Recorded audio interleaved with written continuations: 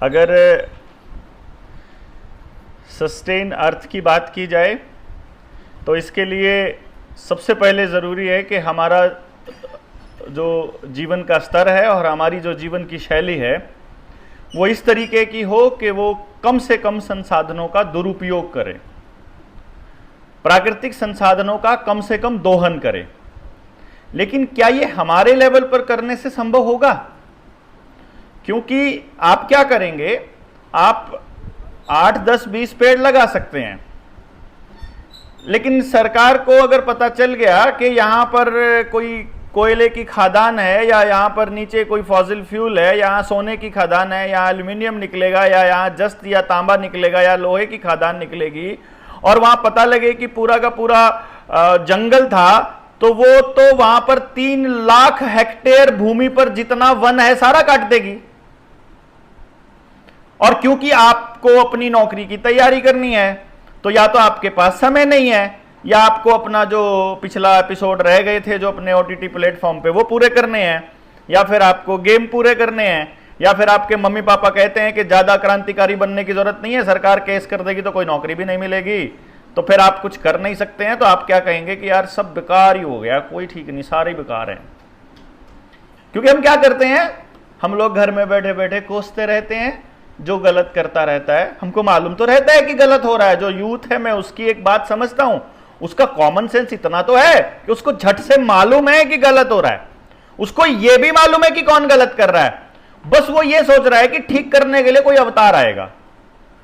मतलब इनको रोकने के लिए, इनको टोकने के लिए ना कोई ऐसा व्यक्ति आएगा जिसके कुछ शायद दांत बड़े होंगे या सींग लगे होंगे या हाथ पैर ज्यादा बड़े होंगे, और हम लोगों के बस की बात नहीं, क्योंकि हम तो एक हैं, की धरती है तो राणा प्रताप आएंगे हैं।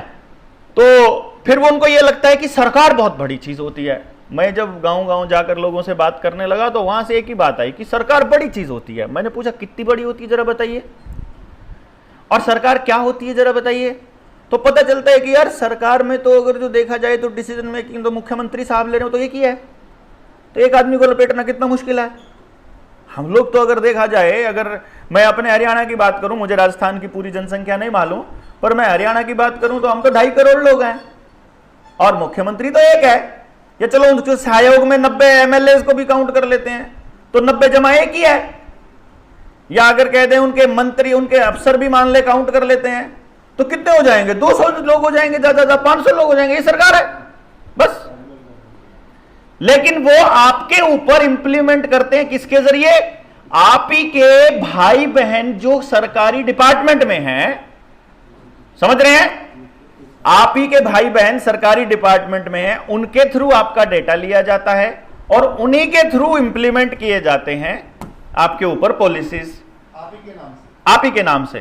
क्योंकि असल में जो पॉलिसी मेकर है वो है हमारा लेजिस्लेटिव असेंबली का मेंबर और पार्लियामेंट का मेंबर, और उस पार्लियामेंट मेंबर को और उस लेजिस्लेटिव असेंबली के मेंबर को जो पावर दी जाती है वो 18 साल से ऊपर का आदमी देता है। जब वो बटन दबाता है मशीन का, जब उसे वोट करता है, तो वो उसको असल में ये कह रहा होता है कि जा, मैंने तुझे अपनी ताकत दी और इस ताकत को लेकर मेरे लिए पॉलिसी बना। तो पूरे उस हलके के लोग, उस विधानसभा के लोग या उस पार्लियामेंट क्षेत्र के लोग सारे मिलकर अपना अपना मत देते हैं, अपना अपना समर्थन देते हैं। जिसके पास सबसे ज्यादा मत हो जाते हैं वो आदमी विधानसभा में जाकर हमारे लिए पॉलिसी बनाने के लिए नौमित होता है। लेकिन ऐसा कोई प्रोविजन हमारे देश के अंदर नहीं है जब हम ये कहें कि नहीं, इस निर्णय में मैं तुम्हारे साथ नहीं हूं। जैसे अभी छत्तीसगढ़ के जंगल कटने जा रहे हैं, वहां के आदिवासियों को विस्थापित होने के लिए मजबूर किया जा रहा है। राजस्थान के आदमी को उनकी पीड़ा समझ में नहीं आ रही है, क्योंकि राजस्थान के आदमी के पास जंगल है ही नहीं। थोड़ा बहुत अरावली के क्षेत्र को छोड़ दिया जाए, है ना, तो हमारे पास जंगलों की इतनी भरमार नहीं है, वहां वनस्पति इतनी घनी है। अब वो लोग अगर खड़े होंगे उनकी आवाज बनने के लिए तो उनको नक्सली बना दिया जाएगा। हम लोग अगर बोलेंगे तो हमको कहेंगे तुमको क्या पड़ी है, तुम्हारा कौन सा जंगल जा रहा है। और फिर कल को जब हमारी जमीनें हथियाने के लिए यही पूंजीपति आएंगे तो फिर वो नहीं बोलेंगे, क्योंकि वो आपको बोलेंगे जब हमारा सत्यानाश हो रहा था तो तुम कहां सो रहे थे भाई। फिर आपको यह कहा जाएगा कि भाई कंपटीशन बहुत है, कंपटीशन बहुत है। डॉक्टर साहब ने अभी थोड़ी देर पहले कहा अगर आपके पास स्किल है, समझ है, नॉलेज है, तो आज कोई भी बच्चा अनएम्प्लॉयड नहीं रह सकता।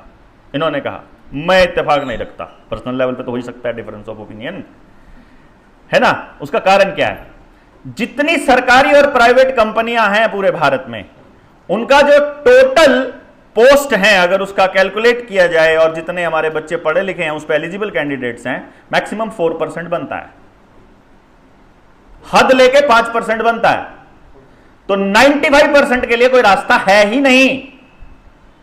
सरकारी डिपार्टमेंट की बात की जाए, जितना बच्चा पास आउट होता है या जितना बच्चा अप्लाई करता है उस पर मात्र 0.1% को ही मिलेगी जगह, मतलब 99.9% गारंटीड फेलियर है।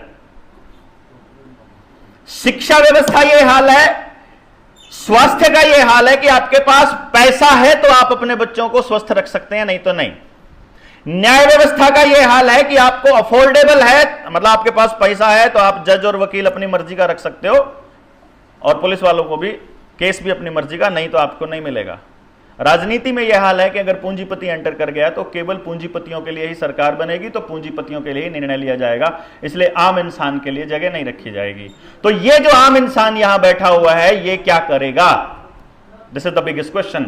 क्योंकि मैं ये समझता हूं, जीवन का अगर मुझसे कोई ये पूछे कि जीवन का मूल क्या है, जीवन का उद्देश्य क्या है, अगर आपसे कोई पूछे कि आप क्यों पैदा हुए, या अगर ये कहा जाए कि मेरे जीवन का उद्देश्य क्या है, तो बता सकते हैं? मैं सिर्फ इसको ये कहता हूं, मेरी लाइफ का एकमात्र मकसद है, एंड दैट इज ट्रांसफर। जो मुझे पुरखों से मिला, जो मुझे समाज से मिला, जितना नॉलेज, जितना ज्ञान, जितनी समझ, और जो भी इस संसार को, इस दृष्टि को बेहतर बनाने के लिए जितना कुछ मुझे समझ में आया, मैं वो अगली पीढ़ी को ट्रांसफर करके जाऊं। यही है। मैंने जो प्रॉपर्टी कमाई वो मैं अगली पीढ़ी को ट्रांसफर करके जाऊं, मैंने जो अच्छा बुरा कमाया वो मैं अगली पीढ़ी को ट्रांसफर करके जाऊं। लेकिन हम कुछ कमा तो रहे ही नहीं, हम समझ तो कमा ही नहीं रहे। तो अगर एक लाइन में आपसे पूछा जाए या कहा जाए या बात की जाए कि हमें अब क्या करना है, तो मुझे ऐसा लगता है अब हमें डिसेंट्रलाइज तरीके से ताकत को वापस अपने हाथ में लेने की जरूरत है। कैसे? कि हम लोगों को यह समझ में आना चाहिए कि मेरा बच्चा अगर स्कूल में पढ़ता है तो मुझे उसके शिक्षक से यह पूछने का हक होना चाहिए कि तुम अगर मेरे बच्चे को 13 साल तक इस स्कूल में रखोगे, 10वीं तक या 12वीं तक अगर 15 साल तक इसको पढ़ाते रहोगे, तो वो 15 साल में पढ़कर क्या बनेगा, आप उसको क्या करवाओगे, ये क्या कर सकता है? क्योंकि आपने तो 15 साल के बाद भी हमारा बच्चा कहा था अब क्या करना है बेटा, प्लान करो। पापा कहते हैं जो तुम्हारी इच्छा हो, बेटा कहता है मैं कैसे बताऊं, मुझे तो आपने रट्टा मारने के अलावा कोई दूसरा स्कूल दिया ही नहीं, मैं तो बचपन से रटी रहा हूं, मुझे एक्सपोजर किस चीज का दिया आपने? दिया क्या? अब पढ़े लिखे माँ बाप अपने बच्चे को बोल देंगे बेटा जो तेरी इच्छा हो कर दो। अब डॉक्टर साहब तो इसरो में साइंटिस्ट हैं, ये तो अपने बच्चे को सारी चीजों का एक्सपोजर दे सकते हैं, मैं गरीब का आम आदमी तो, आम इंसान तो नहीं दे सकता भाई, मैं तो नहीं दे सकता भाई। मतलब just target is not you, मतलब मैं उसकी बात कर रहा हूं, जो कैपेबल है वो दे सकते हैं, मैं नहीं दे सकता, तो मुझे क्या? तो मेरे गांव में भी वैसा स्कूल होना चाहिए ना, कि मेरे बच्चे को भी सारी चीजों का एक्सपोजर अगर उसके स्कूल टाइम में हो जाए, तो जब तक वो 16 साल का उसे मालूम हो कि मुझे क्या करना है, मुझे अपना जीवन, मुझे क्या अच्छा लगता है। पापा ले जाकर के मिठाई की दुकान में खड़ा कर दे, बेटा खा ले जो मिठाई खानी है, जो तेरे को सबसे बेस्ट लगे। बेटे ने एक मिठाई चक्कर देखी नहीं है।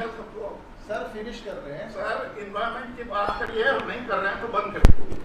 अभी आपको अगर अगर आपको एनवायरनमेंट पे बात करनी है,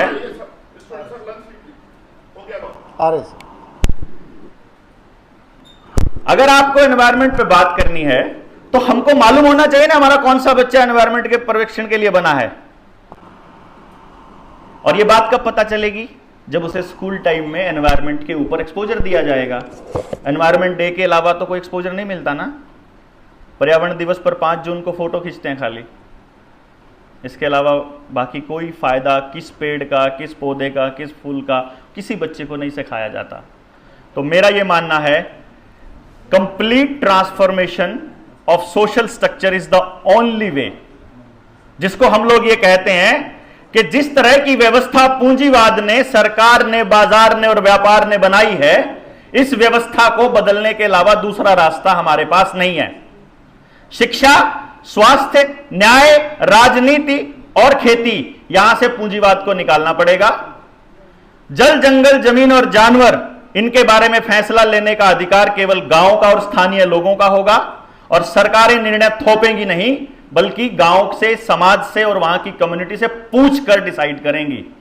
और इसके लिए जनमत तैयार करना पड़ेगा, इसके लिए आपको जुड़ना पड़ेगा, लोगों को जोड़ना पड़ेगा, एक दूसरे के साथ खड़ा होना पड़ेगा और उसके बाद प्रोएक्टिव होकर के काम करना पड़ेगा। इसके अलावा हमारे पास कोई रास्ता समझ में नहीं आता है। सरकारें नहीं करेंगी, पूंजीवाद नहीं करेगा, कंपनियां नहीं करने वाली, ये लोग एनवायरनमेंट को बर्बाद करके छोड़ेंगे और आखिर में हमको कहेंगे 15 मिनट सिटी में ही रहना पड़ेगा। 15 मिनट सिटी ऑलरेडी हमारे गांव में है। हमारे गांव में हमारी मतलब का सब कुछ पहले से मौजूद है, यहां तक कि नॉलेज भी। इस नॉलेज सिस्टम को बचाकर ही हम लोग अर्थ को सस्टेन कर सकते हैं, मुझे ऐसा लगता है।